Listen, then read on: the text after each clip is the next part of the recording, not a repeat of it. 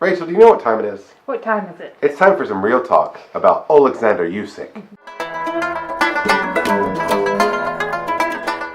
What do you think about Usyk, Rachel, just as... As what? What do you think about Usyk as a... I feel like he's not just a person. He's become an event. Do you know what I'm saying? Like, Oleksandr Usyk is so fascinating to me. I mean, I can find the weirdest pictures of him. Just his face, or like him making weird faces. He looked so different last night, like in the fight against Bellew. Yeah. Bellew? Yeah, it's Bellew, but we often just say Bellew, like from Tailspin, or what's it? It's from Jungle Book. Oh, anyway, I call him Tony Bellew. He's like, bare necessities. Anyway. Yeah, Usyk looked completely different. And yeah, you've shown me one of our other YouTube videos. You can see me looking at different pictures of Usyk and my reactions to them.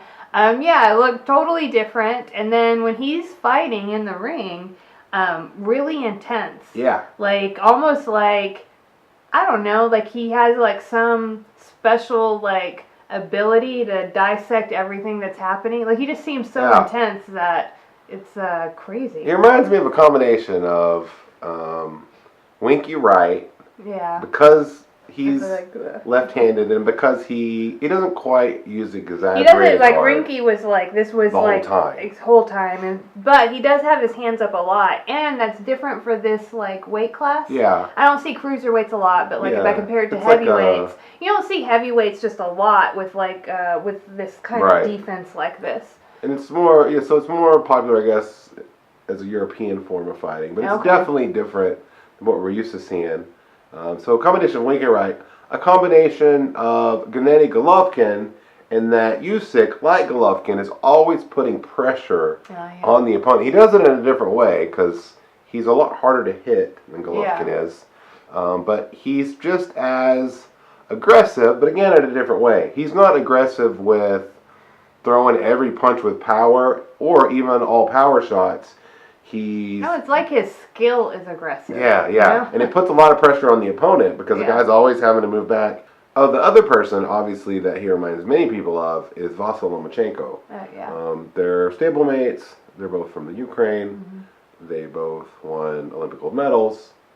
But to me, he's Lomachenko, but interesting. Like, Lomachenko to me, just as a personality, isn't that interesting to me. I don't feel drawn to him. Usyk has like something crazy behind his eyes. Yeah, but also I'm intrigued and I want to see more of him. Intrigued, but also not like afraid. Yeah, like, he doesn't seem. I've seen or met fighters, or you see fighters on TV that you're like, that guy's scary. Yeah. He's not.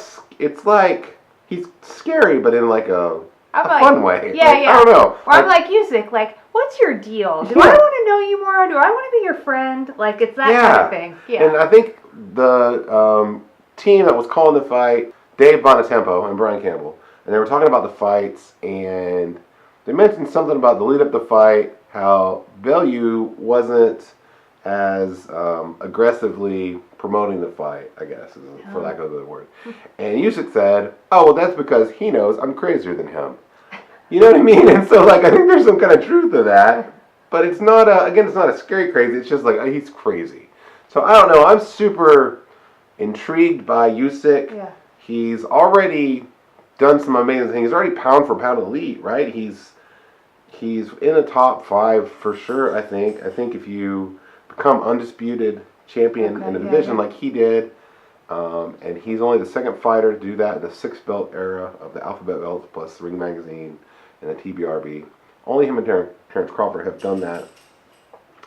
And what an amazing... And then he's the only person in the history of at least cruiserweight division to defend the undisputed championship. Mm-hmm. And that's something that's historical. Yeah. And so I don't know, like, what do you think about it? Do you think he can move up to heavyweight and fight Anthony Joshua? Because that's kind of what people are saying. Yeah, so that's always, in my experience, cruiserweight isn't really a division that I watch a lot or think a lot about. It just seems to be kind of a forgotten division. So usually the idea is, well, if you're really, like, if you're successful at cruiserweight, then be a heavyweight. Right. Historically, and that's true. And I mean, like, yeah, because you're one weight class away from the heavyweight division, which is like the I don't know what you want to call it, but like there's something It's special about you make the most money and have the most prestige. Yeah. If you're a heavyweight, that's just always been true, and it's always going to be true. Yeah. So my question was to you, when we were watching him fight, was, well, is he big enough? So I have a hard time gauging fighters when I see them, just in their own weight class. I don't know.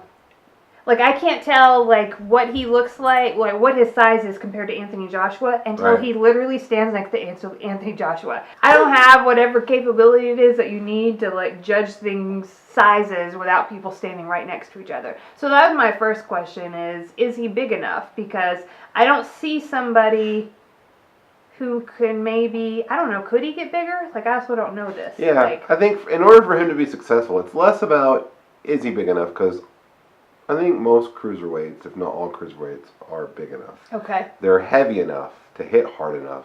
Mm-hmm. But it's really a question, is he skilled enough to do that? And I think definitely he is. But then definitely skilled enough. Then the next question is does Anthony Joshua, let's say Anthony Joshua was a fight, does he have the skill enough to make that up against Usyk? So, if Anthony Joshua and Oleksandr Usyk have the same level of skill, well, then Anthony Joshua wins that fight. That's just how boxing works, right? Because he's a lot bigger. He's a good athlete as well. He's going to have a longer reach. He's going to have more power because he's heavier. But I don't know. I really think that Usyk does have the ability to move up to heavyweight.